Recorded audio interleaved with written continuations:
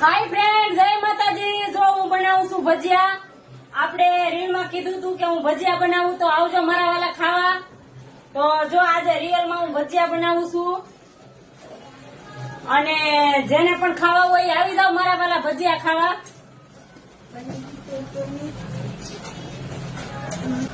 તો જો ગરમા ગરમ ભજીયા તૈયાર થઈ ગયા છે। હવે ટેસ્ટ કરીને હમણાં જોઈ કેવા બન્યા છે। આવી જાવ ખાવા હોય તો।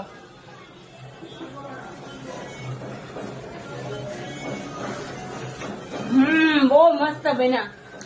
હવે મારા બનાવેલા છે એટલે મને તો મસ્ત લાગે। તમે બધા ચાખીને કયો કેવા બન્યા। લ્યો આવવા દઉં।